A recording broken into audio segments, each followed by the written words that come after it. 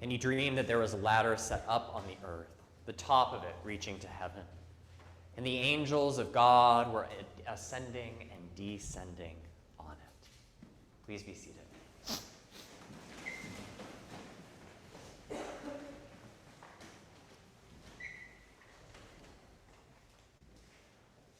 There was a night about 11 years ago that I spent one of the most miserable nights of my life. I was camping in Nagorno-Karabakh, this little separatist region between Armenia and Azerbaijan. It was the last night on a 14-day trek that me and a couple friends undertook from the north of that region down to the very south, covering about the length of Rhode Island over the course of it, hiking through mountains and meadows, through small villages and along roads. And we were near the very end of this journey. And so we set up our tents, or my friends set up their tent, I set up my hammock, and the skies just opened up. It started pouring down rain like we hadn't seen on this whole trip. And fortunately for us, we were in a low-lying area that collected all of that water. My friends spent the night in a puddle. The whole right side of my body was soaking wet from the rain, where the rain was blowing into the little shelter I'd constructed around my hammock. We were miserable. We woke up the next morning after not very much sleep. The only relief that we could find was that it was the last day of our trip. We had 8 or 9 miles more to go, and we'd get to the southern city of Hadrut, and then we could get on a bus and get out of there and be done with it.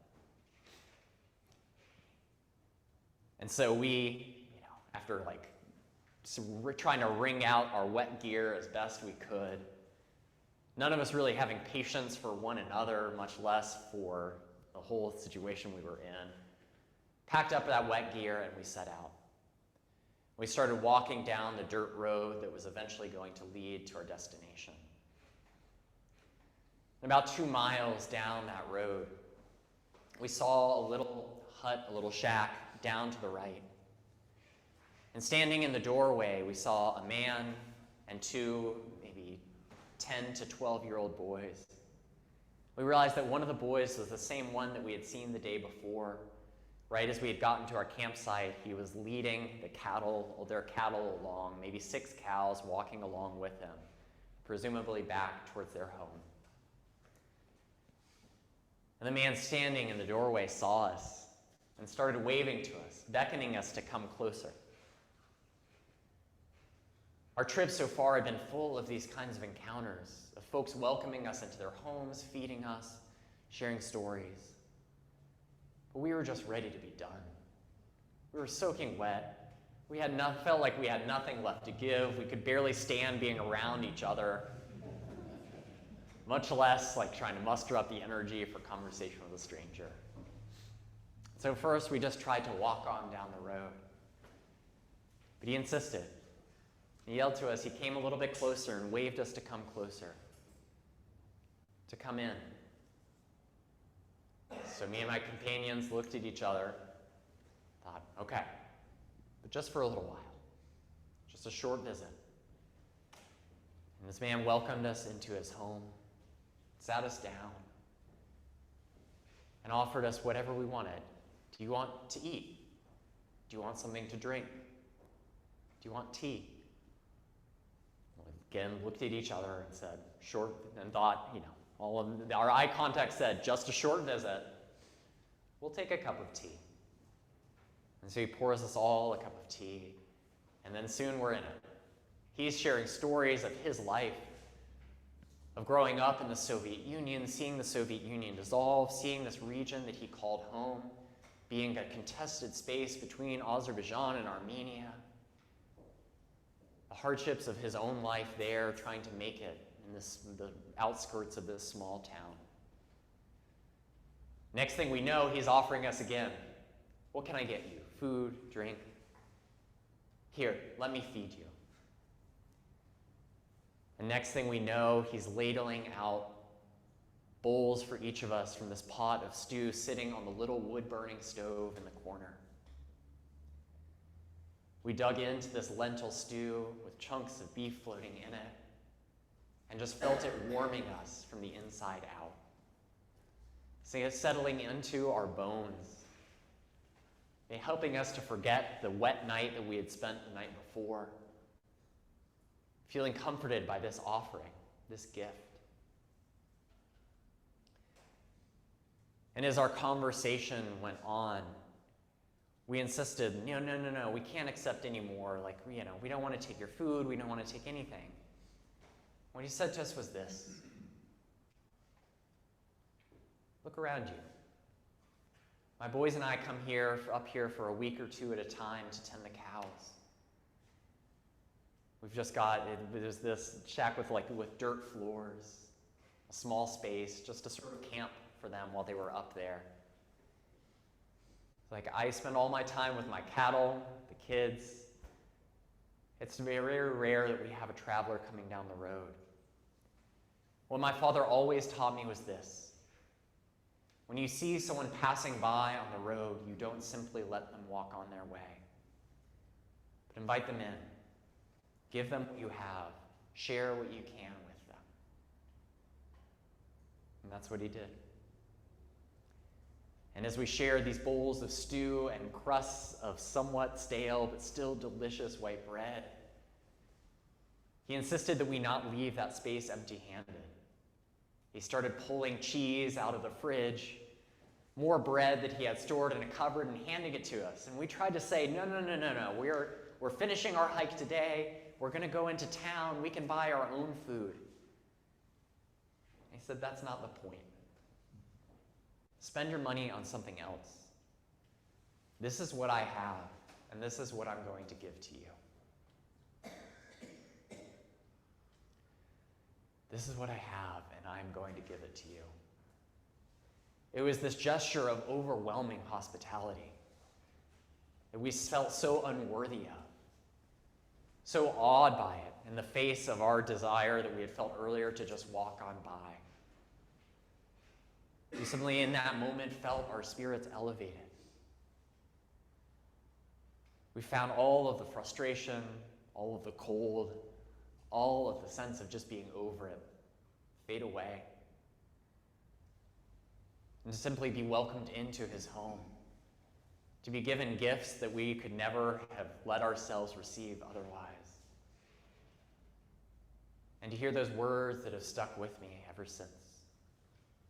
You don't simply let someone pass by on the road. Here's what I have. I'm going to give it to you. Today is the feast day of St. Michael and all angels. It's a day when we commemorate the whole heavenly host. Those beings who are described in Scripture sort of in hints and allusions, who we get this sort of almost impressionistic image of, but can't quite pin down. And it leaves me with a question. What is an angel? Who are the angels? And in a world, in a universe where we have come to understand so much about how things work, the mechanistic causes that rule all of our lives, the physics that govern the movement of celestial bodies, what do we make of angels?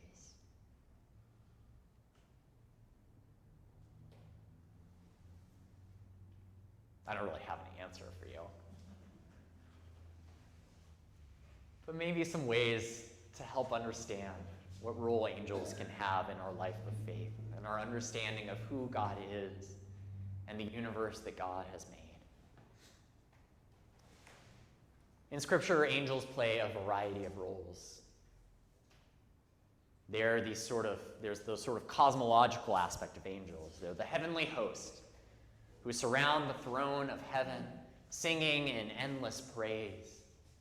We get these visions of the angels in heaven from the prophets, from Isaiah, from Ezekiel. And that imagery is only heightened later in the New Testament in the prophetic work of the apocalyptic work of Revelation. Like the reading that we had today about this great war in the heavens between the forces of evil and of good. The angels occupy this sort of in-between space. They're created beings but they're not human. They're celestial beings, but they're not God. So what are they? I think maybe more helpful than the sort of cosmic identity of angels is the function that they're given in Scripture. In the New Testament, we see the angels appear from time to time, from the archangel Gabriel heralding Jesus' birth, announcing it to Mary, to the appearance of the angels at the birth of Jesus, leading the shepherds to the manger by the star. We hear the angels appear after Jesus' temptation in the wilderness to tend to him and care for him. They show up later as he's preparing himself for the crucifixion. They stand guard outside the tomb and roll the stone away. They proclaim Jesus' resurrection to the disciples. And then we get the image from Revelation of the angels that stand in judgment of the world along with God. But beyond all of these, and maybe running through all of them, the primary function of angels in Scripture is as messengers.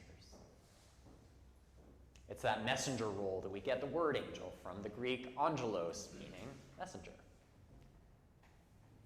And throughout the Old Testament, the angels appear at pivotal moments when God needs to communicate something to God's people, to deliver a message that is vital for them to hear, that is necessary for the unfolding of God's plan for Israel and the well-being of God's people. It's an angel of the Lord who appears to Abraham and Sarah outside their tent to deliver the news that she will have a son. It's an angel of the Lord that appears to Moses through the burning bush to proclaim to him that he will deliver God's people from slavery in Egypt to freedom in the Promised Land. It's an angel of the Lord that goes to Sodom and Gomorrah to intercede on the behalf of Lot and his family, righteous people who will make their way out of the city. That God is constantly trying to communicate with God's people, and the angels are those messengers who deliver it.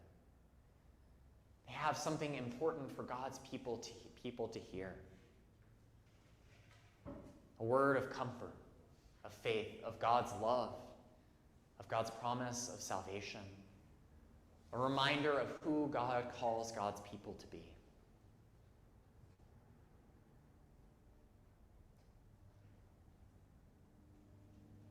I've had a lot of messengers in my life. Folks who have shared a word with me, something that I needed to hear, at the right thing at the right time. I treasure all of those words. It makes me think of the way that angels appear in Scripture. Not just as the sort of ethereal beings up there in the heavens surrounding the throne of God, but often taking the form of human beings. Whether that's those three travelers who showed up to Abraham, or the mysterious figure who Jacob wrestles with in order to receive God's blessing. The angels, more often than not, are clothed in human flesh, and through fellow humans communicate something of God's will for God's people. I think of that day in Nagorno-Karabakh and that encounter with that man. I'm not going to sit here and say, well, he was clearly an angel, because I don't know. But in that moment, I felt something more than just an interaction with another person. I felt like what he was saying to us was something that I desperately needed to hear. It was a message of what hospitality looks like, of what God's love wants, who it wants me to be and wants me to do. To be willing to welcome others into my home, to share with them what I have, but also to let myself be invited in. To give as well as to learn to receive with grace and with compassion.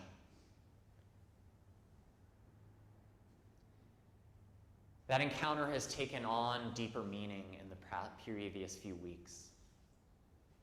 You may or may not have seen that this little sliver of land, Nagorno-Karabakh, has again experienced a period of turmoil.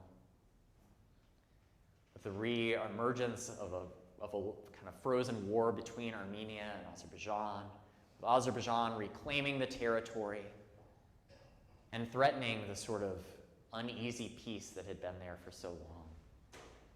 It's a place that is ethnically mixed between Azerbaijanis and Armenians.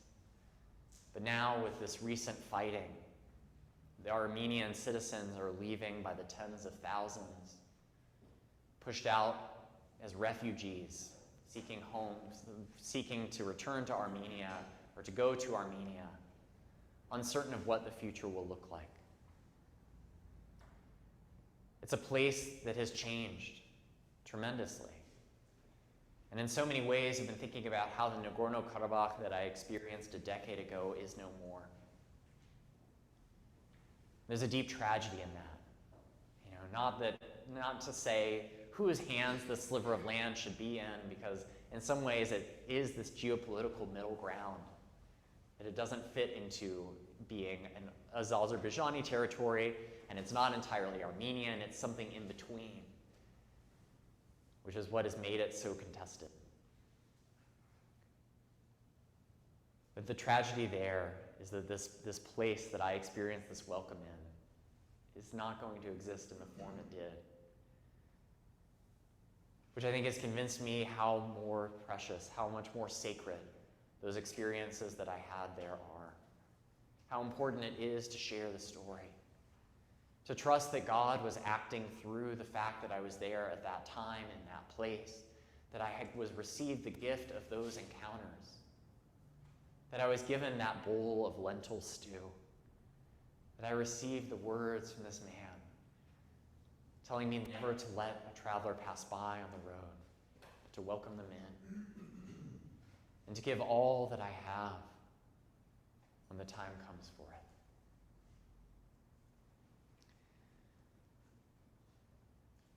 On this feast where we celebrate the role of the angels in our faith and in our lives, I think the point is not to come up with a clear definition or understanding of who the angels are and what they do and where they fit into the great chain and hierarchy of being, not to really pinpoint what they are,